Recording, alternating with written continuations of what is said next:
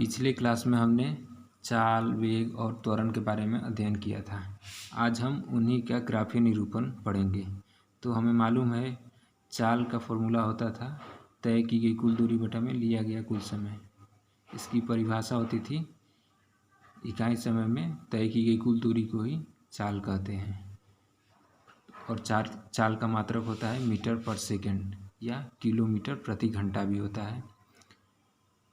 जो हम लोग वाहनों में स्पीडोमीटर देखते हैं उसमें चाल का ही मापन होता है, उसमें चाल को ही बताता है।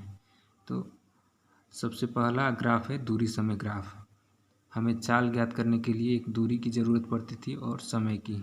तो दूरी समय ग्राफ से हम चाल ज्ञात करते हैं, चाल का ग्राफ बनाते हैं। तो समय के साथ किसी वस्तु की स्थिति में परिवर्तन को दूरी समय ग्राफ से दर्शाते हैं। इस ग्राफ से वस्तु की विभिन्न अवस्थाएं जैसे एक समान चाल, असमान चाल और विरामावस्था को प्रदर्शित कर सकते हैं।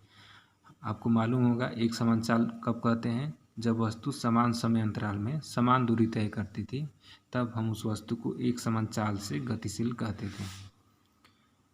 तो एक समान चाल दर्शाने के लिए हम निर्देशांक ज्यामिति में, जैसे आप लोग पिछली कक्षाओं में पढ़े होंगे, वैसे ही एक्स अक्ष पे हम समय को दर्शाते हैं और वाई अक्ष पर दूरी को दर्शाते हैं जो मीटर में होती है। तो आप देख सकते हैं बराबर दूरी पर हमने समय को लिखा है 1 सेकंड, 2 सेकंड, 3, 4, 5, 6, 7, 8 सेकंड। इससे ही दूरी 10 metre, 20 metre, 30 metre, 40 metre, 50 metre, 60 metre. आप देख सकते हैं पहले 1 सेकंड में वस्तु द्वारा तय की गई दूरी कितनी है? 10 मीटर। दूसरे सेकंड में वस्तु द्वारा तय की गई दूरी 20 मीटर। 3 सेकंड बाद वस्तु द्वारा तय की गई दूरी 30 मीटर। और 4 सेकंड बाद वस्तु द्वारा तय की गई दूरी है 40 मीटर। 5 सेकंड बाद वस्तु द्वारा तय की गई दूरी 50 मीटर है। और 6 सेकंड बाद वस्तु द्वारा तय की गई दूरी है 60 मीटर। तो यहाँ बराबर समय अंतराल में वस्तु बराबर दूरी तय कर रही है। ठीक है, तो इसलिए यहाँ पर वस्तु की चाल एक नियत है, एक समान चाल से वस्तु चल रही है। समझ गए?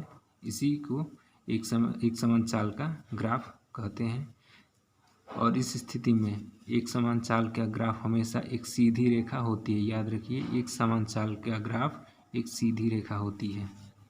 वही लिखे हैं, जब वस्तु बराबर समय में बराबर दूरी तय करती है तब वह एक समान चाल से गति करती है, तब दूरी समय ग्राफ एक सरल रेखा होती है। इसमें प्रत्येक बिंदु पर वस्तु की चाल या वेग 10 मीटर पर सेकेंड है। इसी ग्राफ से हम एक समान वेग का भी ग्राफ इसे ही बोलते हैं। समझ गए?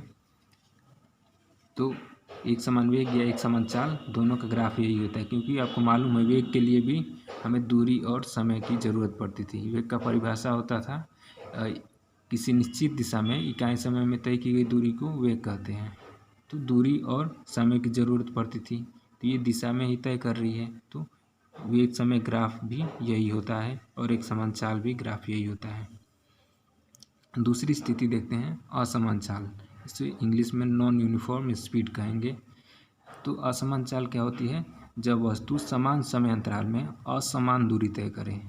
ध्यान दीजिए, जब वस्तु समान समय अंतराल में असमान दूरी तय करे तब इस प्रकार की चाल को असमान चाल कहेंगे। आप देख सकते हैं इस ग्राफ में वस्तु 0 सेकंड में 0 थी, उसके बाद 2 सेकंड बाद वस्तु की दूरी में क्या परिवर्तन हुआ है? कुछ नहीं, लगभग 1 के बराबर ये उठा है ऊपर। और 4 सेकंड बाद इसमें तय की गई दूरी कितनी है? लगभग 4 मीटर के बराबर होगी। उसके बाद 6 सेकंड बाद वस्तु द्वारा तय की गई दूरी कितनी हो सकती है? 6 मीटर। उसके बाद 8 सेकंड बाद वस्तु द्वारा तय की गई दूरी 10 मीटर है। और 10 सेकंड बाद वस्तु द्वारा तय की गई दूरी कितनी हो सकती है? 25 मीटर है यहाँ पर। उसी तरह 12 सेकंड बाद वस्तु द्वारा तय की गई दूरी 35 मीटर हो सकती है। असमान दूरी तय कर रही है समान समय अंतराल में। कभी इसका मतलब हुआ कभी वस्तु स्लो गई है, कभी थोड़ा फास्ट हुई है, कभी उससे भी फास्ट, कभी बहुत फास्ट चलने लगी है। समझ गए? कभी फिर उससे भी फास्ट गई है, अर्थात इसके चाल में हमेशा परिवर्तन हो रहा है। इस स्थिति में हम इस प्रकार के चाल को असमान चाल कहते हैं। तो इसी ग्राफ को हमने यहाँ लिखा है कि 0 सेकंड में 0 मीटर गई, 2 सेकंड में 1 मीटर गई, 4 सेकंड में 3 मीटर तय की गई है, 6 सेकंड बाद 6 मीटर दूरी तय की, और 8 सेकंड बाद 10 मीटर दूरी तय की। इसके दूरी में हमेशा नियत नहीं है, हमेशा बदल रहा है, कभी 1, कभी 3, कभी 6, कभी 10, और समय अंतराल समान था। लेकिन अपने पिछले देखा था, पिछले ग्राफ में, कि समान समय में समान दूरी तय कर रही है, 10, 20, 30, 40। तो असमान चाल का ग्राफ हमेशा एक परिवर्तनशील रेखा होती है, समझ गए।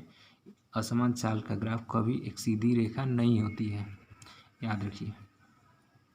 तो यही ग्राफ हमें वेग समय ग्राफ भी, वेग का भी ग्राफ देता था, और एक समान चाल या असमान वेग का भी ग्राफ यही होता है। अब पढ़ेंगे वेग समय ग्राफ, इसके बारे में हम लोग अगले क्लास में पढ़ेंगे।